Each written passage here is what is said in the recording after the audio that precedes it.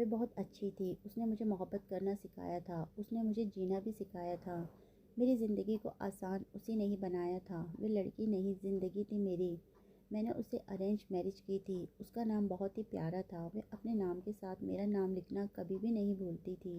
एक दिन वे अपनी हथेली पर पेन से लिख रही थी, स्नेहा समीर। मैंने कहा, ये तो अभी तुम हाथ धोगी तो पानी से हट जाएगा। वे कहने लगी, पानी तो सिर्फ मेरे हाथ पर लिखा हुआ नाम मिटा सकता है। मेरे दिल पर लिखा हुआ नाम तो कोई भी नहीं मिटा सकता। जब से वे मेरे घर में आई थी, मेरे घर का हुलिया ही बदल डाला था। उसने मुझे बहुत प्यार दिया था। कपड़े धुले हुए मिलते, हर चीज़ मुझे एक आवाज़ पर ला कर देती। मैं चाहे आधी रात के समय भी घर लौटता, उसे अपना इंतज़ार करते हुए पाता। वे मेरे इंतज़ार में बैठी रहती, घर आता, मेरे पूरे दिन की रूटीन पूछती, खाना गर्म करके लाती, मेरे पास बैठ जाया करती थी। फिर बातों ही बातों में मुझसे कहा करती, समीर आप जल्दी आ जाया कीजिए, मुझे आपकी चिंता रहती है। आप मुझे फ़ोन करके भी तो नहीं बताते हैं। मैं मुस्कुराने लगता, उसकी तरफ देखता तो मुझे महसूस हो जाता उसने भी अभी तक खाना नहीं खाया है। मैं अपने हाथ से उसे खाना खिलाता। वे गुलाब की तरह खिल उठती, उसके चेहरे की सारी उदासियां गायब हो जाती। आंखें नींद से बोझल हो रही होती थी। वे बंद होती आंखों से मुझसे कहती, समीर जल्दी खाना खा लीजिए, मुझे नींद आ रही है। मैं जानता था उस पागल की आदत थी। मेरे हाथ पर सिर रखकर सोती थी। मैं खाना खाता और भी जल्दी से बर्तन किचन में रख कर आ जाती और मेरे पास लेट जाती। मैं टीवी ऑन करता तो उसे मेरे हाथ पर सिर रखते ही नींद आ जाती। अजीब मोहब्बत थी उसकी मेरे लिए। मेरे करीब आकर उसे सुकून मिलता था और शायद मुझे भी। मैं टीवी देखते देखते सो जाता था। हर सुबह उसकी आवाज़ मुझे जगाती थी। वे किचन में नाश्ता बनाते हुए आवाज़ देती थी, समीर दूध ले आओ जाकर, जल्दी उठ जाओ। मैं करवट बदलता रहता, लेकिन वे लगातार आवाज़ें देती रहती। जब मुझे महसूस होता अब और नहीं सोने देगी तो मैं उठकर बाइक पकड़ता और दूध लेने चला जाता। दरवाजे पर पहुंचता तो उसकी आवाज़ आती, दही भी लेकर आना। मैं उसकी तरफ देखकर कहता, मैडम मुझे पता है, हर रोज़ बताने की ज़रूरत नहीं है। वे तीखी नज़रों से मेरी तरफ देखती और कहती, वाह आप तो बहुत तेज़ हो गए हैं, इसलिए तो रोज़ मुझे याद दिलाती हो। वह हंसकर कहती, अब जल्दी जाओ और जल्दी आओ। मेरे दर्द में वह भी तड़पती थी। कहीं जो मैं कमज़ोर पड़ जाता तो मेरी हिम्मत बन जाती। मुझे हर कदम पर मजबूती से थाम कर रखना। वह बहुत भोली सी थी, बिल्कुल मासूम सी थी। मैं कभी कह देता कि मैं दूसरी शादी कर लूँगा तो मुझसे बात न करती, बिना कुछ कहे खामोशी से मुझे खाना भी दे देती।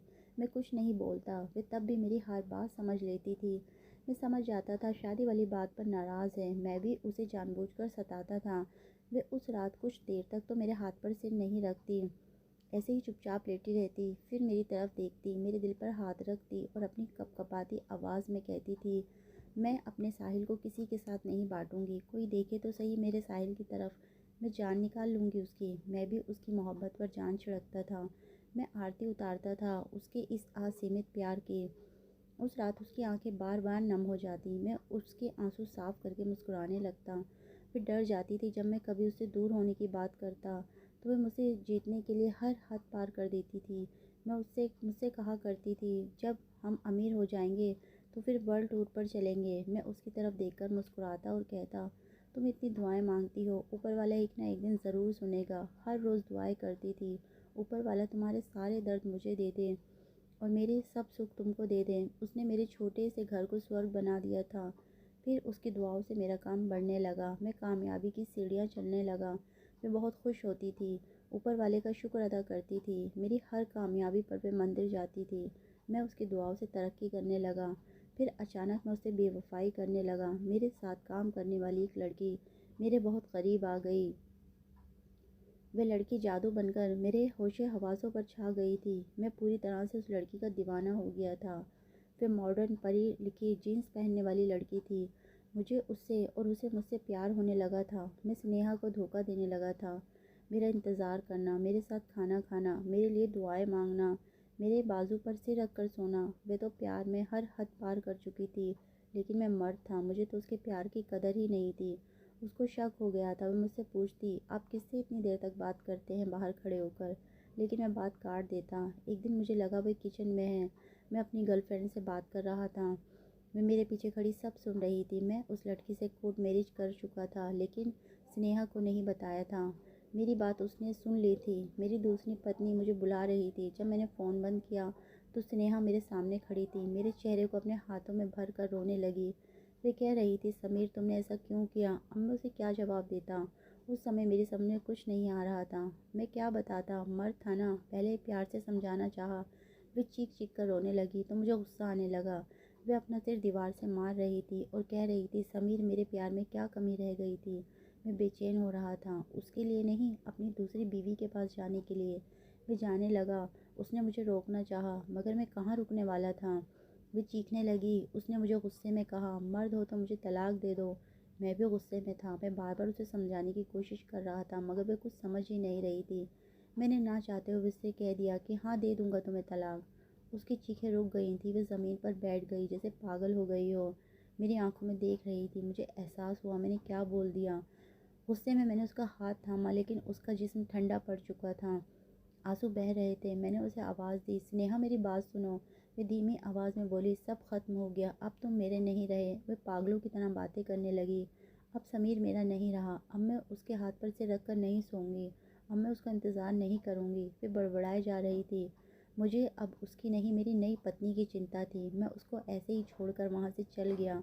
मैंने वो पूरी रात अपनी नई पत्नी के साथ गुजारी। एक बार भी मुझे उसका ख्याल नहीं आया। मैं सारी रात रोती रही। उसका दिल बुरी तरह से टूट चुका था। अगले दिन वो मुझे छोड़कर चली गई। उसके माँ बाप ने मुझे फ़ोन पर बहुत बुरा भला भी कहा। मैं चुपचाप सुनता रहा। उस समय मेरी नज़र में मेरी तो कोई गलती ही नहीं थी। उन्होंने कहा कि तलाक के पेपर घर भिजवा देना। मैंने कहा ठीक है और फ़ोन काट दिया। कुछ दिनों के बाद मैं अपनी दूसरी बेबी को घर ले आया और तलाक के पेपर स्नेहा के घर भिजवा दिए। मेरी दूसरी बेबी स्नेहा से बहुत अलग थी।